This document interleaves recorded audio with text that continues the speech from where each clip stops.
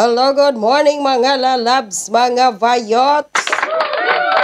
Magandang hapon Pilipinas, Luzon, Visayas, and Mindanao sa mga kapwa ko po Davao-Inyo, Davao Region. Maayong hapon sa inyo nga tanan.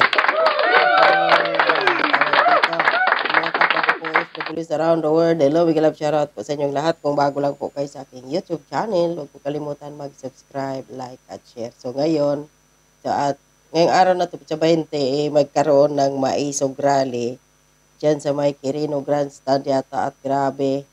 Nakita ko kanina yung balita ang dami ng tao. Ano pa lang mga alas 3 pa lang ng hapon. So yun. Sa wakas din nabigyan sila ng tawag dito, permit dyan sa Quirino Grandstand kung saan, di ba, sa doon sa Bustos, Bulacan, hinarangan, doon sa Dumaguete, hinarangan, sa lugar ni Martir Romualdez sa Leyte, hinarangan. So ngayon, okay na, nabigyan ng permit. So, yung topic natin ngayon mga lalabs, mga vayots, ay ito si Bam Aquino. Umipal na naman.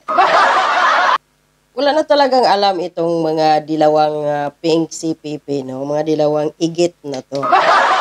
Kapag gusto nilang tumakbo ulit pagka sa posisyon, halimbawa presidente, vice-presidente, senador, kung yung mga previous na mga tawag dito, mga politiko, yun yung tinitira nga, presidente. Marcos Sr., ilang beses nilang ginamit bawat kandidatura nila pag tumakbo. Mahigit 3 dekada. Yun pala, ang mga Aquino at Marcos,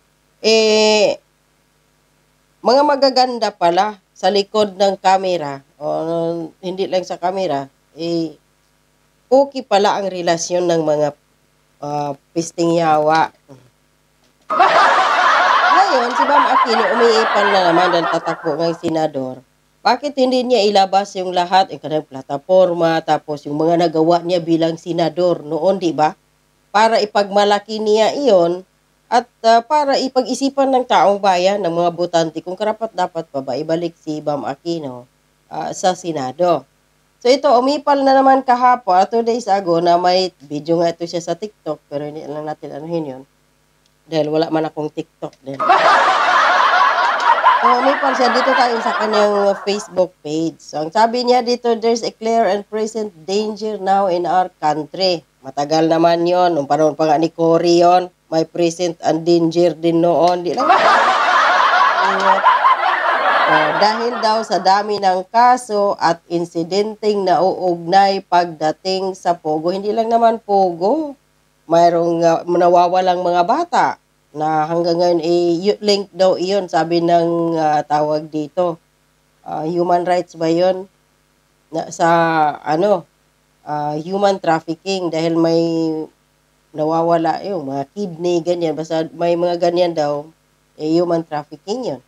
Ang dami nawawala. O may namatay na 2 babae at isang Australiano doon sa Tagaytay. Mayroon ding magjowa na yung dati yung beauty queen doon sa Pampanga at ang kanyang Israeli boyfriend na patay nahuli doon, na-recover ang kanilang mga bangkay doon pa sa Tarlac banda. So yun, ang daming kaso ngayon. Drugs ang number 1, hindi Pogo, Bam Aquino, kung hindi ka naman ubod ng tanga. Dahil daw sa Pogo. Dahil bakit Pogo ngayon ang inogna? Dahil ililink ito kay Duterte. Kailangan ng klarong aksyon ng gobyerno dito. O so bakit hindi ka makiusap kay Liza Maaranita Marcos? Na di ba, parang kamag-anak na rin niyo iyon. Dahil nga yung kanyang auntie na si Rosario Cacho ay napangasawa ng kapatid ng ni Cory Aquino. O link ka din naman sa mga Aquino. Bakit hindi mo kausapin? Bakit kailangan magpamidya ka? Gagamitin na naman ninyo ito. Alam na ng taong bayan, magpabudol pa ba ang taong bayan? Sinabi na ni Marcos Jr. na hindi masama na si Bimbi at saka si Joshua dumalaw sa kanilang auntie na si Liza Marcos Kukak dahil nga magkamag-anak sila. Bakit hindi ikaw mamakina?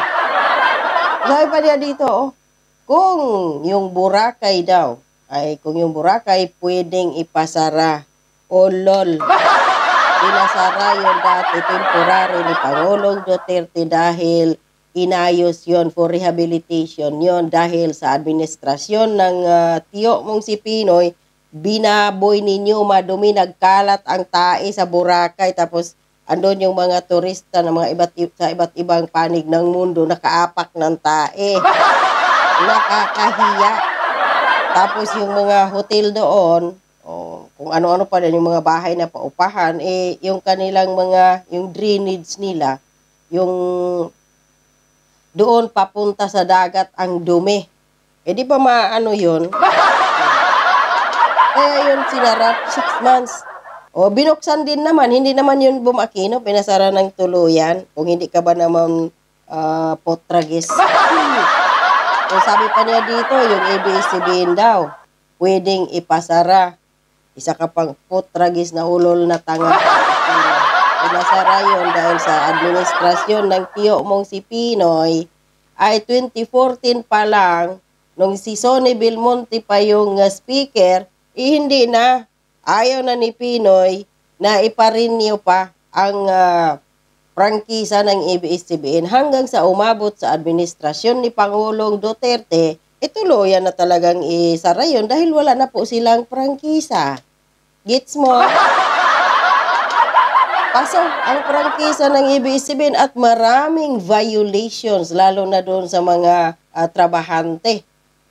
So, yun. Sabi pa niya dito, bakit daw yung Pugo hindi natin ipasara? Kausapin mo nga si Liza. Dahil yung mga inupo niya dyan sa Pagcor, sa buhatan sila dyan eh. Andun yung kapatid na, sino ba yung isa pang kapatid nila ni Boying Rimulya? Demetrios ba yun? Basta, may isang Rimulya dyan na malaki ang posisyon na parang siya yung ata yung pinakatahid dyan sa Pagcor.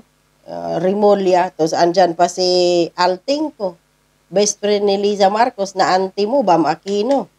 Kausapin mo si Liza, dahil sila na naman yan eh, si Abalos, bakit hindi mo kausapin? Magkakilala naman kayo. Huwag mong sabihin hindi kayo magkakilala, mga ugok. Bakit daw hindi ipasara ang Pogo? Kausapin mo si Bongbong Marcos, si Liza, si Martin Romualdez at si Boying Rimulya at saka sino ba? Liza Marcos, Bongbong Marcos, si Abalos, si Martin Romualdez at si Rimulya. Kausapin mo. Dahil sabi dito ng yung mga nagtatrabaho dati dyan sa Malacanang, yung third floor na yun sila, na tumatanggap di umano.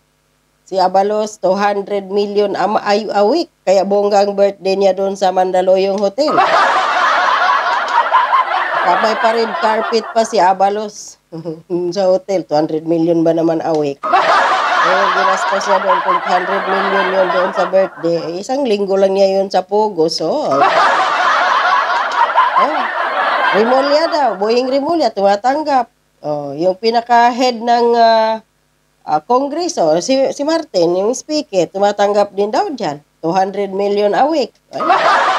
Siyempre, mas malaki dyan yung kay Ma'am Shi, dahil andyan si Altingco. Kausapin ninyo, Bam Aquino, yung Pugo, at itong mga taong itong sinasabi ko. First family.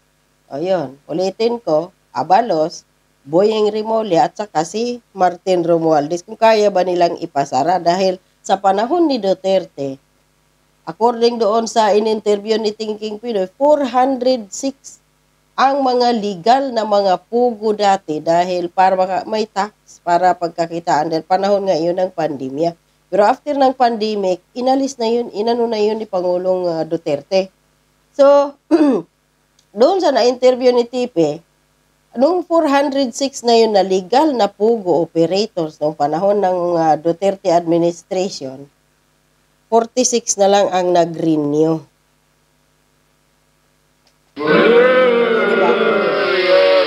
The rest noon, mahigit 30 plus, 300 plus ang hindi nag-operate ng, nag-operate na sila ng illegal. Dahil bakit? Kaya na daw nilang mag-operate. ng kahit walang lisensya. Dahil meron nga silang protector na pinangalanan nitong third floor, ano ba yung kanilang Facebook account na yon?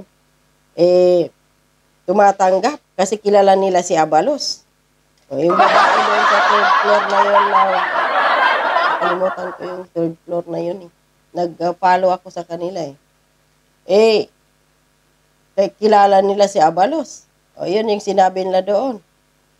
So, hindi nila kailangan mag-tax pa, mag-renew ng lisensya nila sa Pilipinas ng mga pugo na yun na 300 mahigit dahil kaya lang mag-operate ng walang tawag dito, lisensya, dahil meron silang protector. O, meron sa DOJ, meron speaker, meron din DILG at nasa Malacanang.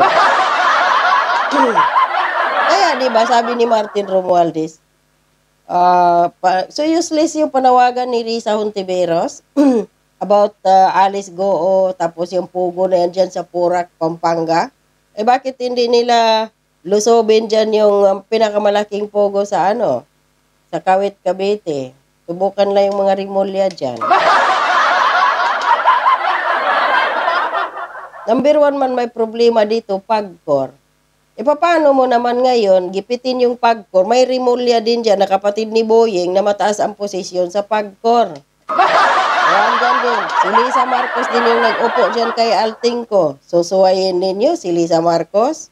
So wala, hanggang si Alice Goo lang ang kaya ni Risa Hontiveros at ni Sherwin Gatchalan. Maliban doon, wala na. Doon lang yun pa grandstanding, etc. Para mapag-usapan sila. So ito si Bam Aquino, ikaw Bam, gusto mong tumakbo man pagka-senador, gusto mong manalo, of course. Lahat naman ng tumatakbo sa posisyon sa gobyerno, nais manalo. Kaya kahit sirain pa yung buong pagkatao, halukain ninyo yung bituka ng mga taong sikat, gagawin ninyo para mapag-usapan lang kayo. Ilabas mo yung mga nagawa mo nung panahon ng ikaw ay senador. Yung lakas ng loob mo magsita doon sa Boracay, doon saan ba yun?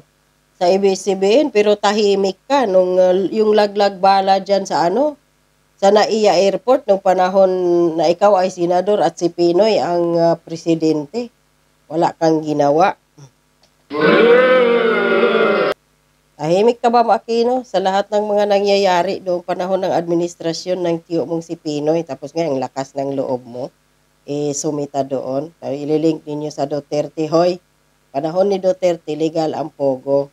Ngayon, panahon ni Bongbong Marcos, hindi legal ang pogo. Maraming hindi nag-renew. So, gusto mo, mapasarado yung pogo dahil maraming krimen. Ulitin ko, kausapin mo si Lisa Marcos, nakamag-anak mo na. Huwag mo na gamitin yung Duterte. Hindi ka na uobra dyan. User ka lang.